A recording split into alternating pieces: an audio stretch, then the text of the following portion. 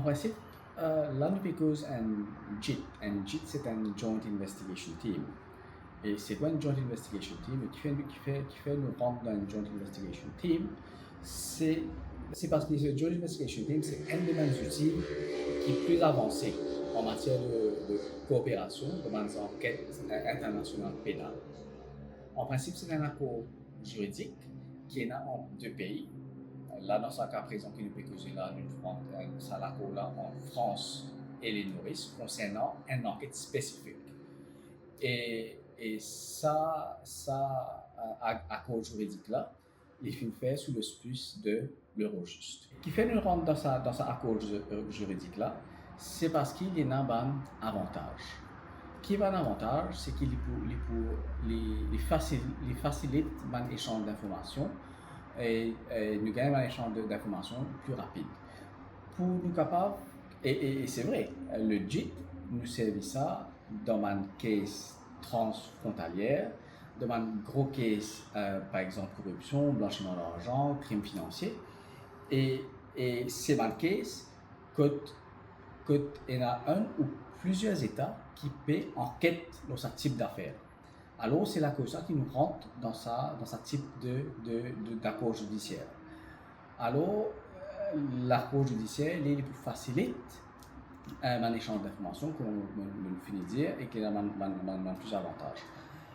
Pour nous capables de comprendre, of course, pour venir à vos questions avant moi plus loin, quand nous cause une enquête transfrontalière, quand nous cause une enquête qui DPI peut faire, c'est obviously une grosse enquête. L'enquête crime financier qui est là, peut-être capable d'involver une personnalité influente. Alors, l'avantage de rendre un joint investigation agreement comme nous fait actuellement, c'est parce que nous devons bien comprendre le système actuel, le système traditionnel d'échange d'informations, comment il est marché. Ça, nous avons le MLA, le Mutual Legal Assistance, comme la plupart d'entre vous connaissent, et c'est ça qu'on appelle l'entraide judiciaire. Entraide judiciaire fait, comment dire, la FCC m'a fait l'enquête, je connais la France aussi dans l'enquête, et je connais un document en évidence, par exemple, on peut payer comme la France. Alors là, dans le système traditionnel, je fais une Mutual Legal Assistance. On fait une requête, une Mutual Legal Assistance Request. Alors, ça, Mutual Legal Assistance, là, comment on fait ça? Moi, envoie ça le bureau de l'Attorney General. Le bureau de l'Attorney General qui fait, parce que d'après la loi, il est le Central Authority, et tout le monde requête similaire, ça passe par le Central Authority. Et le Central Authority, par la suite, il peut processer l'application et qu'il peut envoyer ça l'autorité compétente en France. Mais quand ça, il a l'autorité compétente en France, je ne pas connais ici à la FCC, mais qui s'en a fait traiter le dossier, qui s'en a fait pas traiter le dossier, qui point de contact, etc. Alors, nous devons seulement attendre. Alors, il y a des fois, ça même qui nous tarde pour gagner l'information, pas possible pour faire un suivi. Mais alors, nous attendons, et ça, il y a un délai dans un retard dans l'enquête.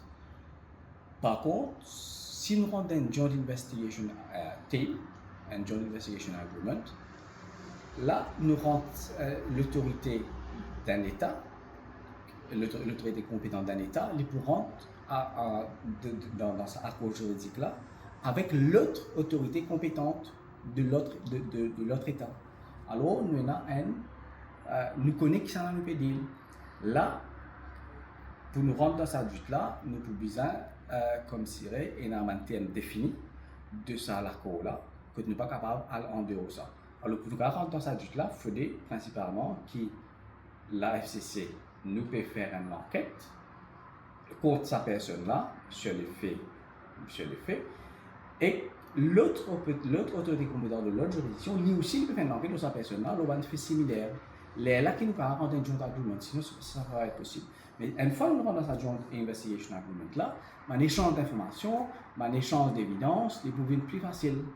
Et un bon avantage de sa joint investigation team là, the name says it all, c'est que,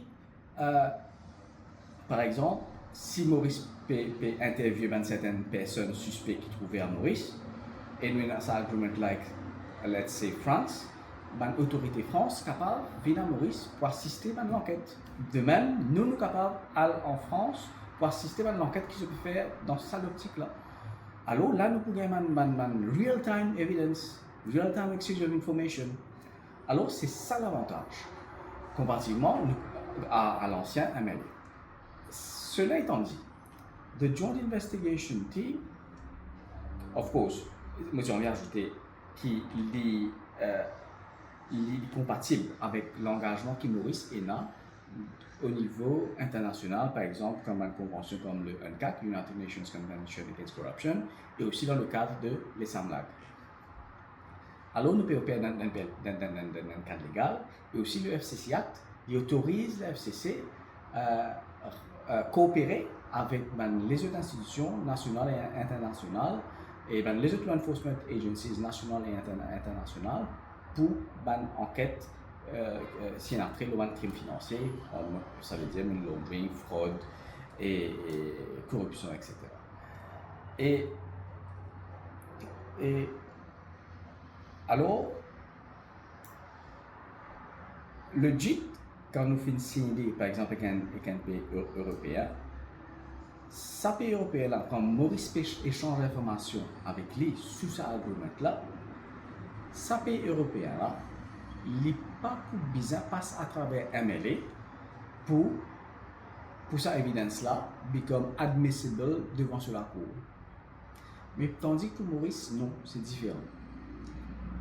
Parce que Maurice ne peut pas connaître la loi cadre qui pouvait dire qu'il y a une évidence sur une joint investigation team agreement qui n'est pas admissible. Alors de ce fait, Maurice, comment nous fait, c'est une fois qu'il nous gagne une information, une évidence qui est là d'un pays étranger, peut-être dans l'Europe par exemple, dans ce cas la France, là, nous finissons d'identifier qui est une évidence, là, nous faisons passer pour le process de MLA.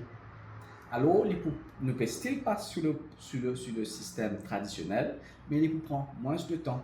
Qui fait parce qu'il nous a un contact direct avec nos counterparts dans un pays étranger là.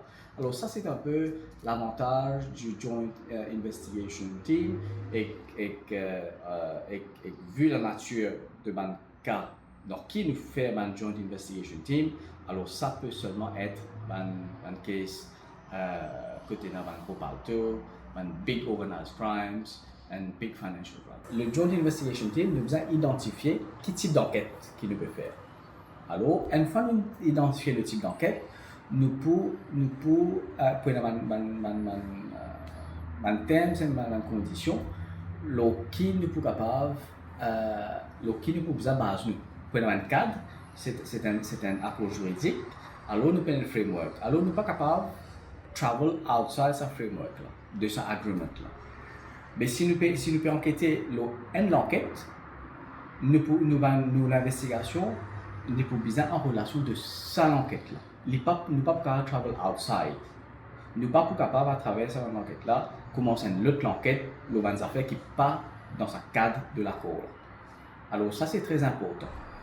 Alors, mais il se peut qu'il peut faire une enquête et n'a pas les autres aspects qui nous font identifier, que nous pouvons élargir ça l'accord. Alors ça c'est faisable. Là, nous élargissons ça l'accord, nous pouvons rentrer dans le deuxième argument que nous pouvons étendre ou ça nous peut élargir le cadre de ça l'accord, que nous sommes capables d'investiguer, que nous pouvons enquêter les autres sections, les autres lignes qui sont capables relatifs à ça l'enquête. Mais si toutefois nous trouvons qu'il y a une autre enquête qui est capable comme un facteur entre Maurice et l'autre pays, mais là nous avons un autre JIT agreement.